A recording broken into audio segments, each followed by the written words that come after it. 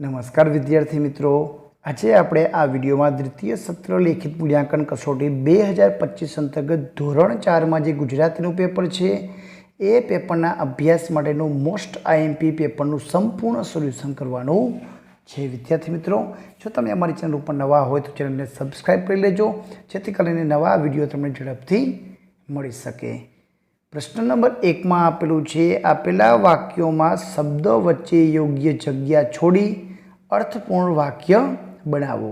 અહીંયા આપણને એક વાક્ય આપેલું છે, પણ વાક્યમાં આપેલા દરેક શબ્દો વચ્ચે જગ્યા નથી છોડેલી.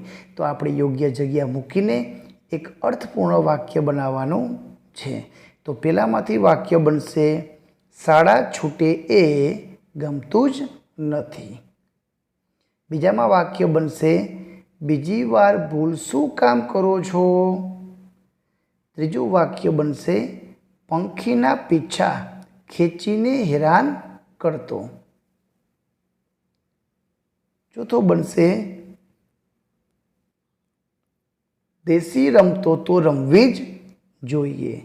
પાંચમું વાક્ય બનશે, મારી બહેન ખો માટલી રમે છે. તો આ રીતના વાક્ય બનશે, એ બનાવવાના છે. પ્રશ્ન નંબર 2માં આપેલું છે, આપેલા અક્ષરમાંથી ઉદાહરણ મુજબ નવા શબ્દ બનાવો. અહીંયા આપણને ઉદાહરણમાં ના, સ, ક, મ ને દ, તો એના ઉપરથી નાક, સમ, નાદ, નાસ, દ એવા શબ્દ બન્યા.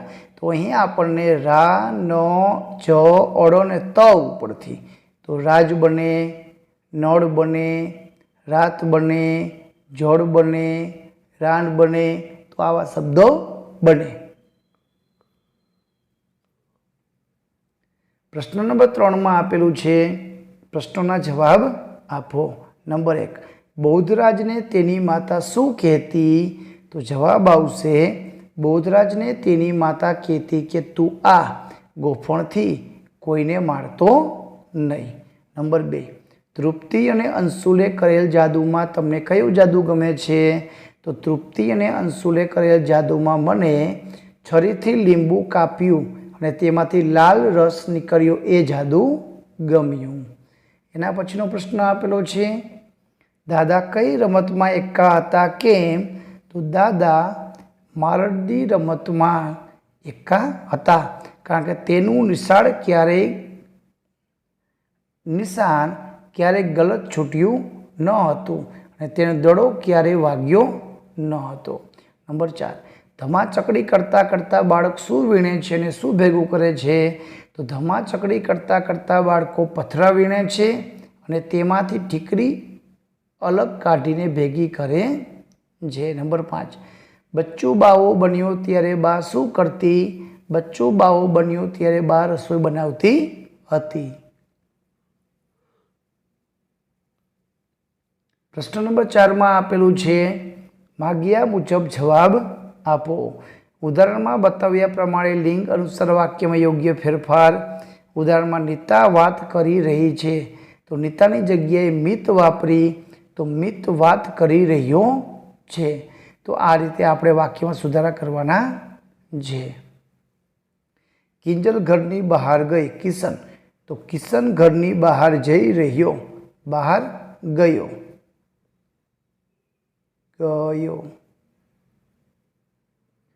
બમાં યોગ્ય વિરામ ચિહ્ન મૂકો.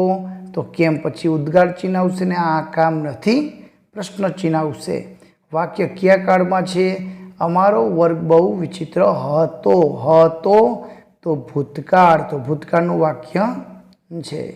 પ્રશ્ન નંબર 10માં આપેલું છે, આપેલ વાક્યમાં 2 વાક્ય ભેળસેળ થઈ ગયેલ છે, તેમને છૂટા પાડી સાચું વાક્ય બનાવો. ઉદાહરણ કે રામુની ચોકલેટ મરચાં પોપટ દુકાને ખાય છે મને.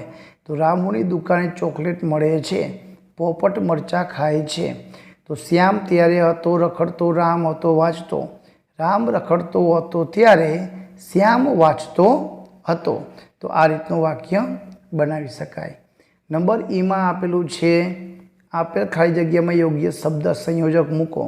પિતાજીએ ઠપકો આપ્યો કે તું ખોટું ન કરતો. કે જવાબ આવશે.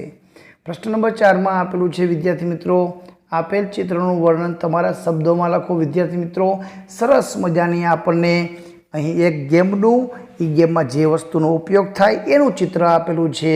તો આ શેનું ચિત્ર છે મને તમારે કોમેન્ટમાં જરૂરથી જણાવવાનું છે। અને રમતનું નામ અને એ રમત રમવી તમને ગમે છે કે કેમ એનું મને કોમેન્ટ જરૂર કરજો। પાઠ્યપુસ્તકમાં ચિત્ર આપવામાં આવેલું છે। પ્રશ્ન નંબર 6 છે કે નીચે આપેલ વિષયમાંથી કોઈ પણ એક વિષય પર 5 થી 7 વાક્ય લખો। મેળાની મુલાકાત લીધી હોય તો તેના વિશે કે મોલની મુલાકાત વિશે તમારે કોઈ પણ એક વિષય લખવાનો છે। મેં અહીં તમને ઉદાહરણમાં મેળાની મુલાકાત, તો મેં ગયા રવિવારે મેળાની મુલાકાત લીધી।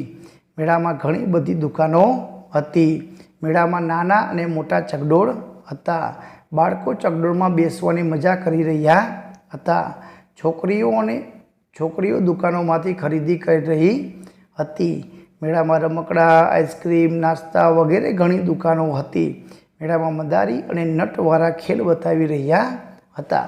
તો આ રીતનું આપણે મેળાની મુલાકાત લખી શકીએ। એ જ રીતને મોલની મુલાકાત લીધી હોય તો કયા દિવસે કયો મોલ આવેલો છે, મોલનું નામ, મોલમાં કઈ કઈ વસ્તુઓ મળે, તમે કઈ કઈ વસ્તુઓ ખરીદી કરી, બિલનું પેમેન્ટ કઈ રીતે ચૂકવ્યું એના વિશે તમે લખી શકો।